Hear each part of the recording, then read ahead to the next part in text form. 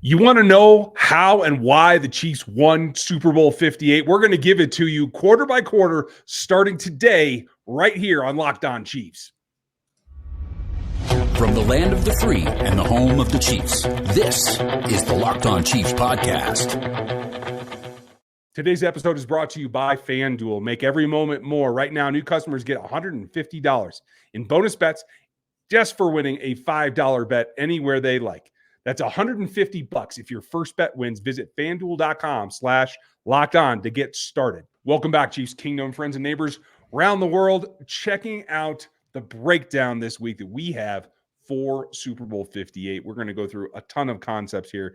We appreciate you joining us and making us your first listen here on the podcast network. That's your team every day here on Locked In for every show, everywhere. You can get us 5 days a week plus here on YouTube, where we'd ask you to like and sub and hit that bell to begin with, and then move over to the audio platform, Spotify, Apple, and everywhere you can get a free podcast. And then if you still want more, we've got more for you at 816-357-8781. You can join our text line and get all the information. He's Chris Clark from Chiefs Corner. He's going to break everything down from the historical perspective, from the quarterback perspective, from the stats perspective, as well as the capology that we need and are going to have to get into in the coming weeks. I'm Ryan Tracy, the founder of Rogue Analytics and Performance Consulting. Over on the end of NFL 33 for draft building, on RGR Football for film work. You can see it all and do it all. It is here on the Locked On Podcast Network, something that we do all the time. And we try to spread it around. We're going to go through today. We're going to show you and discuss how the Chiefs dominated the first quarter today. Coming up later in the show, how did they go about getting that period off the charts and getting a win quarter by quarter? And we're going to start today with obviously the biggest play of the quarter in the first. And that comes down to a guy that's been growing steadily, that's been showing his game improve very consistently. It is Leo Chenal's forced fumble, and is a unique play, and one that I think in retrospect is not given the credit that it was deserved, because the situation to set it up was really, really unique, wasn't it? It was extremely unique, and I mean, you look at the game flow, which is really what this is all about. I mean, we're going to talk about this quarter by quarter. We're going to talk about all the different big plays that you have. Well, we're not going to be able to talk about them all because there were several in multiple quarters, but we're going to talk about the biggest play of each quarter. And when you look at the game flow of this specific play, the 49ers had 3 first downs in a row, 18 yards, 11 yards, and 11 yards, and then they have this play in this run by McCaffrey. It's one of those things as they go through, you got to make a play. And if you break this down on film, I'll try to post it over at RGR Football for those of you that want to see it on the coach's film. It's very unique because it incorporates a lot of things that we talked about in our Super Bowl preview show. And one was attacking the quarterback as quickly as you can. And in this particular play, you see an inside shaded nose tackle, a one technique really. And Leo's coming down to the line of scrimmage to mug the B gap. And for those of you that aren't familiar with the term mugging, that's where you show and you present yourself as a blitzer. It is to really intimidate, and especially for simulated pressures, really get the quarterback to bite on the fact that you're coming and that you're going to be a pass rusher, or in this case, a run destroyer trying to penetrate that gap. That's a big, big part of why this play happens, and that is because he's changing it at the last second and changing the blocking angles. And that's just the first step. Yeah. And that doesn't account him holding the guy off with one arm to make the spin move to spin it back into the ball. That's the thing that you look at and that goes unnoticed. Yes, we know he made the play. Yes, we know he made the strip and he was responsible for it. But it's looking at how did he get there? He goes and blitzes the B gap, tries to attack the guard, holds him off with one arm, and does a spin move while holding himself off with one arm, spins back around to get to the ball carrier, and makes the strip all in basically one fell swoop. Yeah, it's a really nice demonstration of feeling the zone coming at you, because he makes contact with two hands.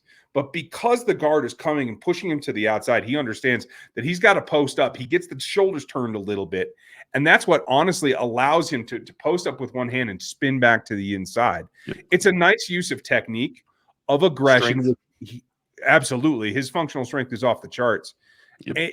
And being aggressive with it. It's good to be strong, but if you don't use it in an aggressive fashion, you're not taking advantage of it. And then understanding what play is coming at you. It's a feel thing as much as it is anything else.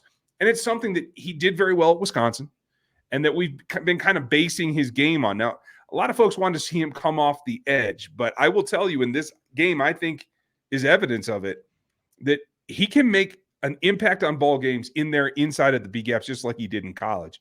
Because as he comes off that spin, it is a split second from when he's turning his head to when he's in contact with McCaffrey to when the ball's out.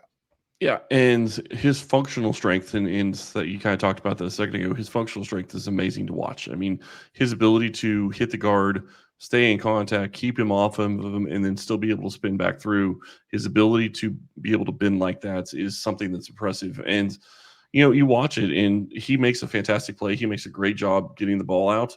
But the only reason he even had a chance at getting that ball out, he would have been spinning back. But if Pennell isn't there to basically stuff McCaffrey with a 2-yard gain, that is a completely different play, because Chenal might have been able to tackle him, but he's not going to be able to get the ball if McCaffrey is able to start running through that hole like there was one. Yeah, you're absolutely right. And Mike pushing him back to him allows him to come off that spin, make contact, and it's a very fluid motion. When you go back and watch it, he's not contacting and then, oh, I should pull the ball. It's a swipe right off the contact. And if it wasn't for that, I think McCaffrey covers it up and doesn't give the ball up. Yeah, and he understands that Mike has him at least to a point where he can get him down. So it's worth trying to go for the ball at that point. That's huge. Yeah. It's absolutely huge. And we don't want to overlook that George Karlaftis was the one that saw the fumble come out and was able to pounce on it. He's getting blocked by George Kittle right in front of where the play happens, and the ball pops out, and George goes, "Oh, look, ball," and jumps on it. I mean, it was, it's the kind of play you love to have. And it's to the point, George Kittle is a good blocker.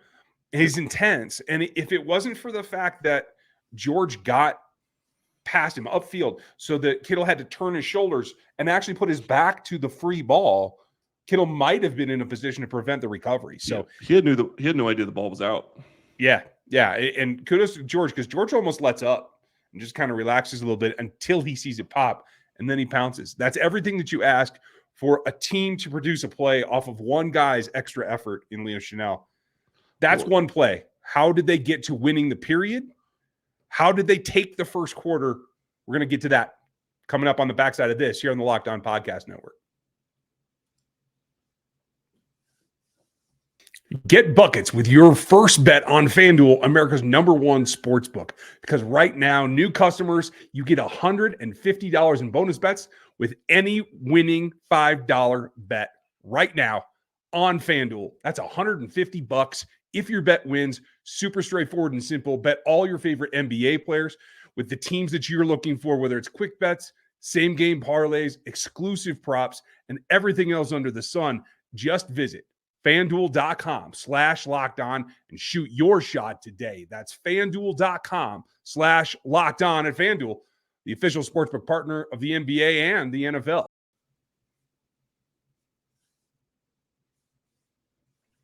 Make sure you check out the Locked On Sports Today feed. It is 24/7. You're going to see some content from us in there. I hope that you guys will enjoy it. I know that you will. If you go get subbed right now, you'll get those plays. Now, the biggest play, obviously, we talked about with Leo Chenal, but it's about more than a single play to win a quarter. And this one's a tough one because this is a team that had to do a little bit of soul searching, right? Off the bat, what stands out to you about the process to get through the period? Just continuing to fight. You look at what the Chiefs were able to do on offense in the first quarter, and it was almost nothing. They had 3 and out on their first set of downs, and another basically, I think they had 5 plays the second time they touched it. And then they give the ball back to San Francisco. San Francisco was having drives that were at least 8 or 9 plays apiece, except for the first drive where they fumbled, I think they only had 6 or 7 plays. But San Francisco was holding on to the ball. The Chiefs' defense was getting worn out quickly in the game in the first quarter, but they were able still to stymie San Francisco enough to where they weren't able to put up any points. And it goes to a situation where at the end of the first quarter, the score is 0-0. And I just want to point out, FAU had a huge stop right before the quarter ended. And I do think that shows promise. He's coming along going forward. And I know he didn't get a ton of play in the Super Bowl, but to be in for 7 snaps and to make a big tackle for a loss on one of your snaps is impressive. Yeah, I have to agree that was one of the other ones I considered to be the play of the quarter, because it did kind of seal it. And when you take a look back, it's one of those deals that 2 drives and winning this quarter came down to making stops and making sure that you're not giving up those points to end in a 0-0 tie after giving up the start of that game. I think it comes down to 4 possessions in the first quarter, 3 of them end in punts. That's not something we're used to for the Kansas City Chiefs. And so this is for the first time, I think, in this feeling out period, which I think the first quarter almost always is, especially for Spags, is trying to see how they're going to attack you. It's just withering that and relying on a unit that we don't talk about as much. Well, you do, but it comes down to the special teams units doing their job and getting those punts kicked off safely and getting them on the ground. Yeah, and getting them on the ground, I think Josh Williams, I think that this was the quarter where he had that big, huge play on the punt. Yeah, this is it. Right as the Niners are getting the ball back to in the first quarter, Joshua Williams runs down and gets McLeod with no gain. Hit him basically as soon as the ball got there. It was a fantastic punt by Townsend, and it was a great job by Williams to get it. I mean, it was a 62-yard punt, and to be able to cover it like that and hit him right immediately, that's a huge play on special teams.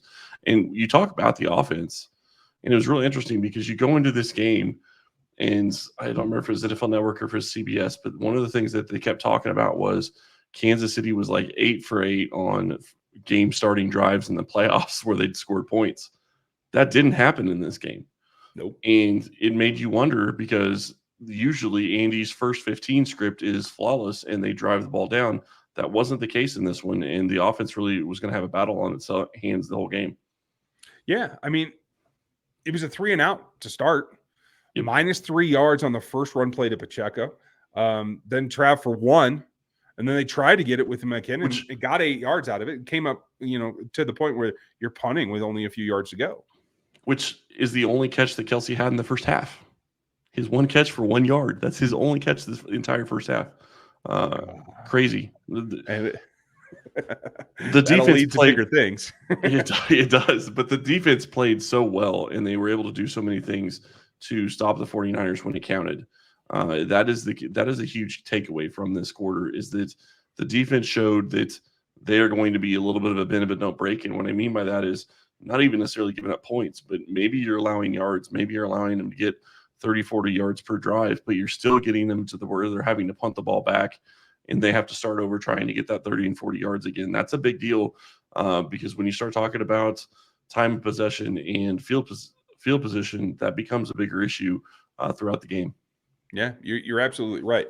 And it takes, and this is one that I always concentrate on, and it takes winning the possessions in order to put a quarter together, in order to put a game together.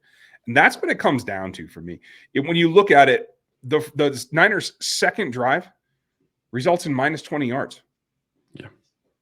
That's we're going to get to that in the coming segment coming up next.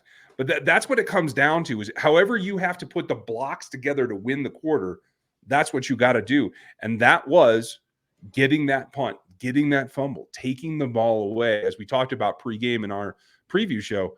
That's for me what came down to how they won this first quarter. It wasn't gross. Obviously, the score didn't change, but there are more dynamics on the field to winning a quarter than there is than just what's on the scoreboard. Yeah, and the other thing is, you can't always look at the stats. I mean, there's so many plays, and I know we talk about pressures, we talk about hits and hurries and all that, and I get all that. That is part of stats to an extent, but most people, when you're talking about the game, they're looking at sacks. That wasn't a big thing in this game. It was more pressure of getting to Purdy, getting hands in his face, getting a hurry, getting a hit, getting him off his spot. All of those things, and even if you don't really count it as a hit, but you're getting in a hurry and he's having to get outside the pocket and throw it, and it ends up being a throwaway. That's a win for the defense. It certainly is, and they needed to string those together. So how did they dominate And did they dominate? That's maybe the better question. We're going to hit that coming up next on the Locked On Podcast Network.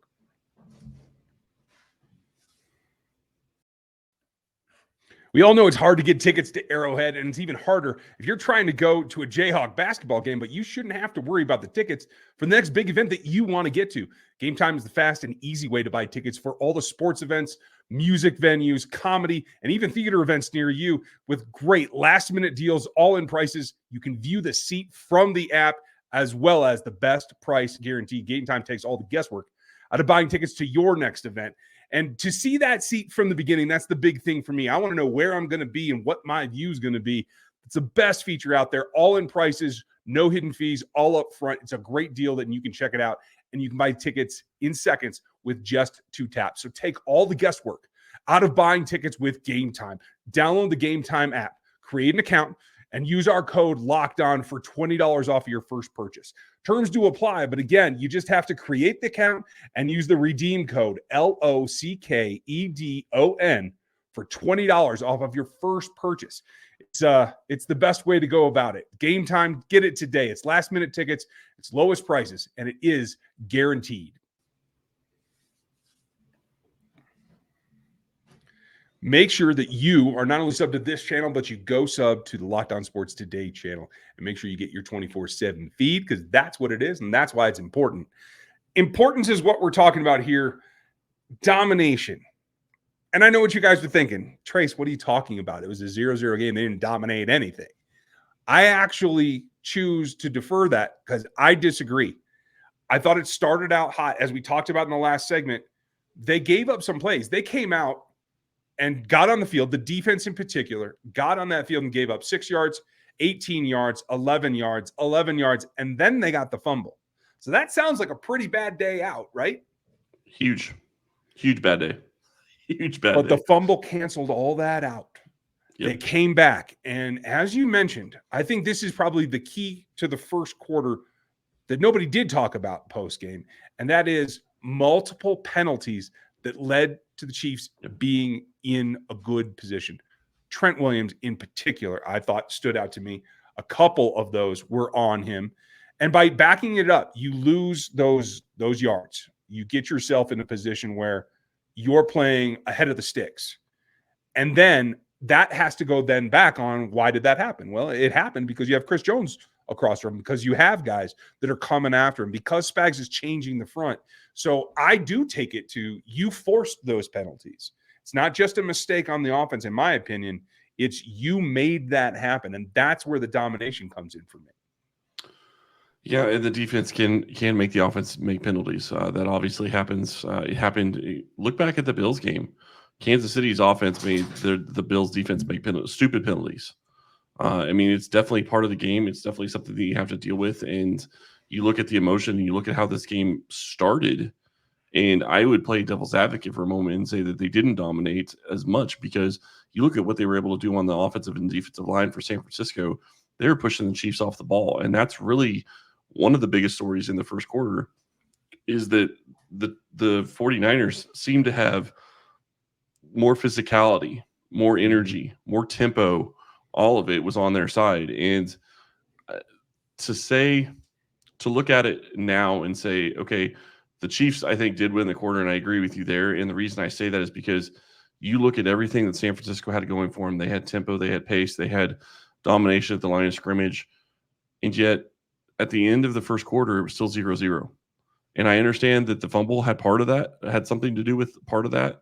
But at the same time, they also had 2 other drives where they didn't score points in the first quarter. Yeah, and that's the bulk of it. When you look at the third penalty, by the way, being on the punt, which got you a little bit more breathing room and backed it up, thanks to D Winters on a false start on that punt formation. But it's not the gist of it completely, because there are other plays. When you look at the explosives for the ball game, it comes down to a bunch of plays in the first quarter, and setting that tempo sets you up. When I look at their big plays, you've got a 19-yarder for McLeod, you've got an 18-yarder to Juszczyk, another 18-yarder to Ayuk, and then the last 18-yarder to our guy Chris Conley. Yep. You took all those punches and you lived to tell the tale without giving up points. Yeah, That's what it comes down to.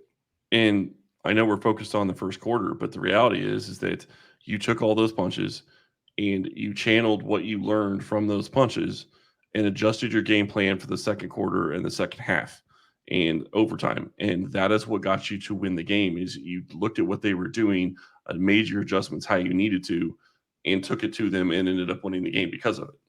Yeah. And I agree with you. Normally, I would be one of the guys that say, well, go look at the film. They didn't dominate anything.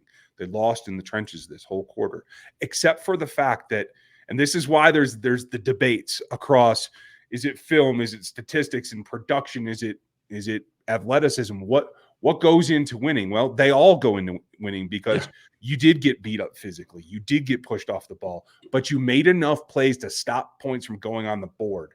And that I take as a bigger pump up, a bigger infusion of confidence in this ball game for the defense than it was for the Niners, even when they were getting those explosives. Yeah, and you look back, and it's kind of funny because this entire game kind of ended up looking like a microcosm of the Chiefs season in a way.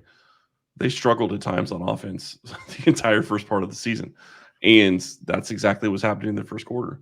I'm not going to say they got dominated on defense. They really didn't, but offensively, they struggled in the first quarter. They struggled in the first part of the season. Second quarter, they started to figure things out on offense, but the reality is that you look back over the past couple of years where Mahomes has been here, the offenses usually carried the defense. Those flipped in this season, and the defense absolutely carried the offense.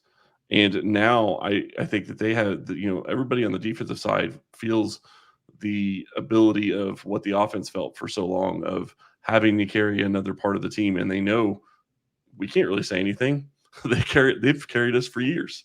So in that situation, I think, you talk about dominance and you talk about, the offensive and defensive line, and you're absolutely right. They lost in the trenches, but to have the ability to lose in the trenches the way they did, still come back, still focus enough to keep them to 0 points in the first quarter.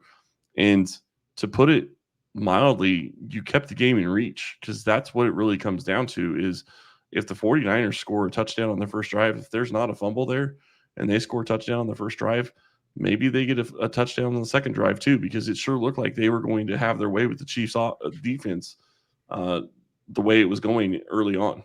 Yeah, and that momentum is a real thing. One other side note, one of the reports on Nick Allegretti's injury is that it happened and he played almost the whole game, was the quote that I saw, with an elbow injury. So most likely that injury happened here in this quarter as they were trying to get their feet underneath him. So it just goes to tell you how domination comes from a spot that is internal, and it is in the eye of the beholder. And do you look back to the play that we started this conversation with the George Karlaftis recovery of the fumble? I'm wondering if that didn't have an issue for how George Kittle's shoulder got hurt. I don't know if it's the same shoulder, but if you go back and rewatch that play, when he dives on the ball, he gets his arm pinned in that pile and is not able to move it. So you have to wonder how that affected things throughout the rest of the game. And Kittle didn't do anything. What was it, 2 catches for 4 yards? Sure, if you want to say that he was a great blocker, okay, great. But when he's supposed to be one of your offensive stars, there's no comparison between him and Kelsey. You're absolutely right. So how did they move on from this quarter? It started out, we're at a 0-0 tie as we move through this week, folks. Make sure you like, sub, and hit the bell, because tomorrow we're going over the second quarter. What did they do to move forward, and how did they make plays? What were the big plays? I think you guys know, but I'm going to tell you, it involves your boy, McCole Hardman. We're probably going to talk about him multiple times through this series. So if you would, like, sub, hit the bell here on YouTube. Make sure you sign up on Spotify, on Apple, on all the audio platforms, and we're going to have more for you all this week. Check out the Locked On Sports Today feed. We appreciate you being with us today, and make sure you're coming back and on that text line at 816-357-8781, because we're going to break it down all the way through, and we want you here along the ride. Don't forget, we will have Matt Derrick as our midweek break and our normal guest spot on Wednesday. Thank you. It's been a lot of fun. 1 quarter down. We are 15 minutes through Super Bowl 58. More to come tomorrow. Thanks for being with us today, and we'll talk to you then.